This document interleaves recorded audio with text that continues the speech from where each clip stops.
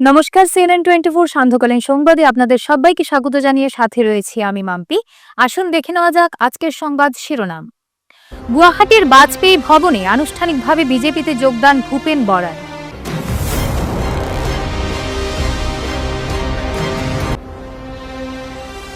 কাশীপুরের 34 নম্বর বুথে প্রধানমন্ত্রীর মন কি বাত অনুষ্ঠানে অংশগ্রহণ বিধায়ক দীপায়নের।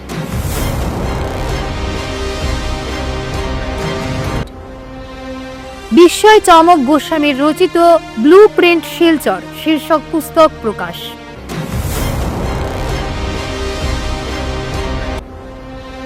যথাযোগ্য মর্যাদায় আন্তর্জাতিক মাতৃভাষা দিবস পালন করল বরাক উপত্যকা বঙ্গ সাহিত্য সংস্কৃতি সম্মেলন শিলচর শহর আঞ্চলিক সমিতি।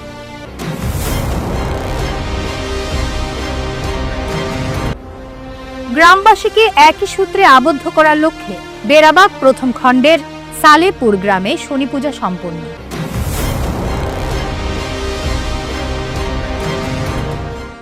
এবারে সংবাদ বিস্তারিত।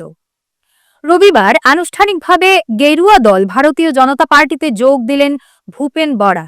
গুয়াহাটির বশিষ্ঠ চারিয়ালির বাজপেয়ী ভবনে আয়োজিত এক অনুষ্ঠানে তিনি ভারতীয় জনতা পার্টিতে যোগদান করেন। তার সঙ্গে ভারতীয় জাতীয় কংগ্রেসের প্রাক্তন যুবনেতা সহ শতাধিক নেতাকর্মীও বিজেপিতে যোগ দেন। যোগদান অনুষ্ঠানে উপস্থিত ছিলেন রাজ্য বিজেপির সভাপতি ও অন্যান্য শীর্ষ নেতৃত্ব। জানা গেছে, একাধিক কেন্দ্রীয় নেতৃত্বের উপস্থিতিতেই এই যোগদান অনুষ্ঠান অনুষ্ঠিত হয়। ইতিমধ্যেই ভূপেন কুমার বরা বাজপেয়ী ভবনে উপস্থিত হন এবং বিজেপিতে যোগদানের জন্য বিশেষ পোশাক পরে আসেন। BJP BJP Narendra Modi Nitin নবীনজি doctor Himanta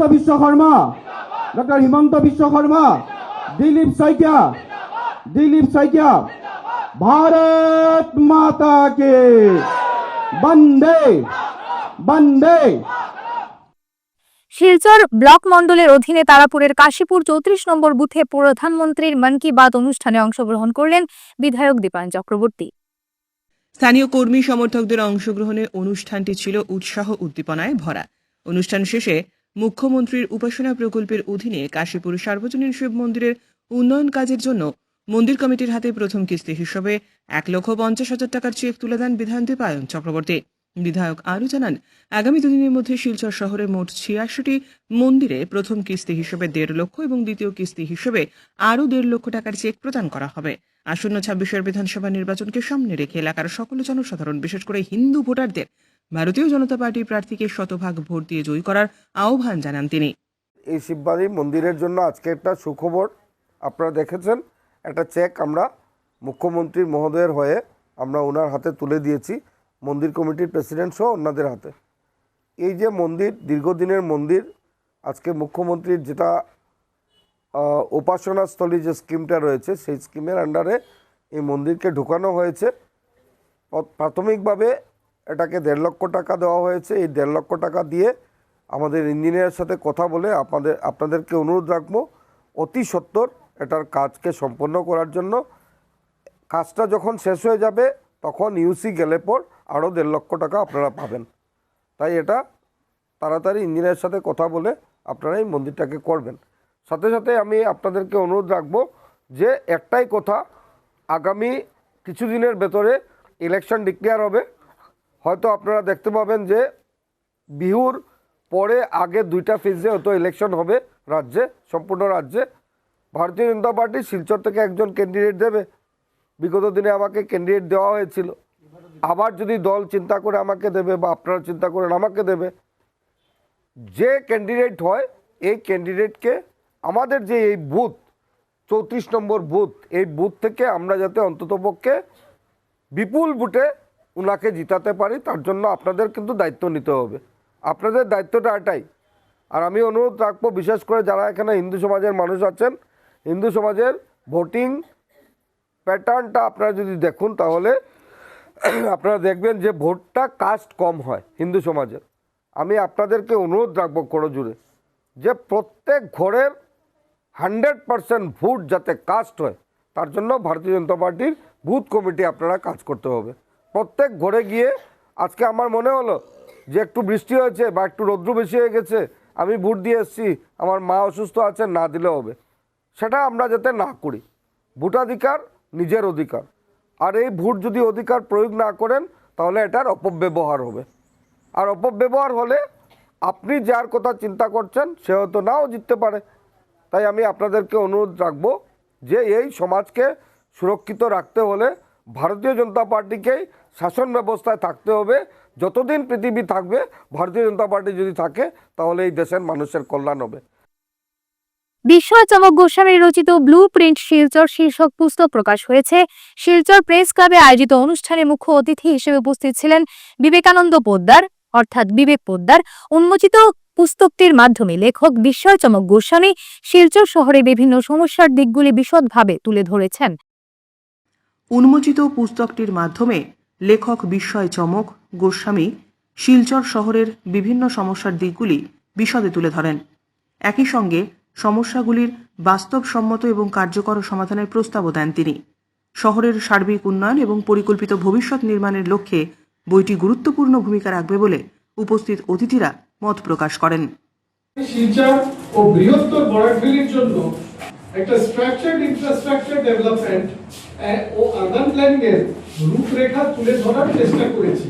এই বই কোনো রাজনৈতিক স্লোগান নয়, এটা একটি প্র্যাকটিক্যাল প্ল্যানিং বেসড অ্যাপ্রোচ, যেখানে road linking, drainage system, flood management, health care, education এবং এমপ্লয়মেন্ট জেনারেশনের মতো বেসিক এরিয়া বা সাবজেক্টস গুলোকে গুরুত্ব দেওয়া হয়েছে, ইম্পর্টেন্স দেওয়া হয়েছে। শিলচর শহরটি দীর্ঘদিন ধরে সম্ভাবনাময় থাকা সত্ত্বেও যে কথাটা আজকে বলছি এখানে, ওটা হচ্ছে ল্যাকিং ইন ডেভেলপমেন্ট। কেন ল্যাকিং ইন ডেভেলপমেন্ট? কারণ আমাদের কোনো লং টার্ম প্ল্যানিং নেই। শিলচর শহর নিয়ে আমাদের কোনো লং টার্ম প্ল্যানিং নেই, lacking in long term planning. তার জন্য তার উচিত এবং যোগ্য উন্নয়ন থেকে বঞ্চিত হয়ে রয়েছে।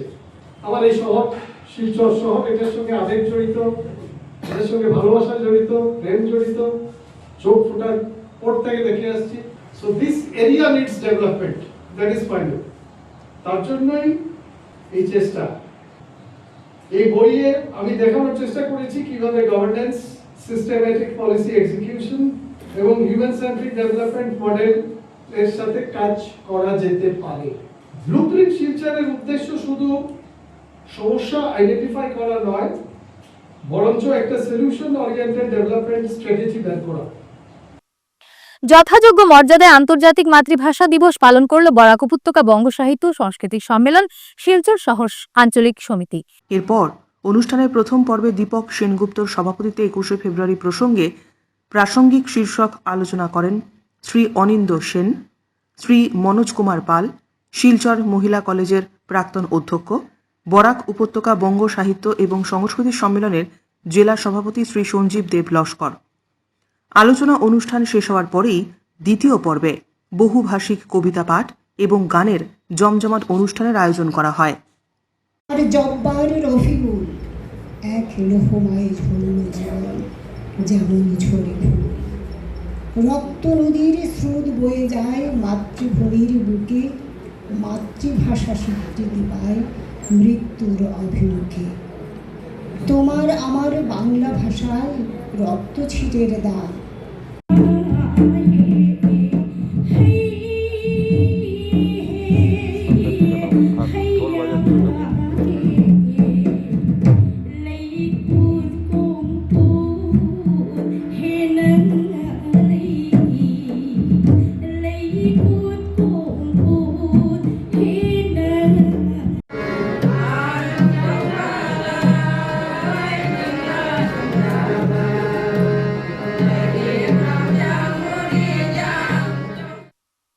গ্রামের বাসিন্দাদের মধ্যে যাতে কোনো মতবিরোধ ও দ্বন্দ্ব না থাকে, সবাই যাতে সুশৃঙ্খলভাবে গ্রামের উন্নয়নে ব্রতী হন, সেই চিন্তাধারা নিয়ে প্রথমবারের মতো সার্বজনীন শনি পূজা সম্পন্ন করলেন বেড়াবাগ প্রথম খণ্ডের সালেপুর গ্রামের সমাজ হিতৈষীরা।